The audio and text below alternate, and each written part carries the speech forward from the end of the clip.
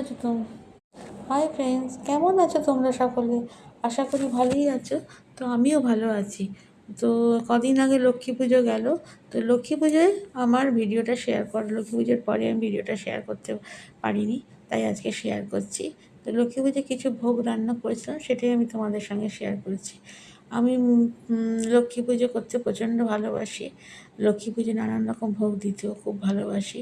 তো 5 রকম ভাজা দিয়ে খিচুড়ি ভোগ করেছিলাম এবং পাঁচমিশালি একটা সবজি করেছি। তারপর নাড়ু, সুজি, খই, মুরগি এসব দিয়ে মা লক্ষ্মীকে পুজো দিয়েছিলাম। তো দেখো, দুর্গা পুজোর পর যে লক্ষ্মী পুজোটা আসে, সেটার জন্য আমি অধীর আগ্রহে অপেক্ষা করে থাকি যে কবে লক্ষ্মী পুজো আসবে, আমি মা লক্ষ্মীকে নিজের হাতে ভোগ দিয়ে রান্না করে পুজো দেবো। এটা আমার অত্যন্ত প্রিয় কাজ। এই কাজটা যতক্ষণ না হয় আমার মনে একদমই শান্তি থাকে না। তো আমি এই কাজটা করে খুব শান্তি পাই, মনে আনন্দ পাই।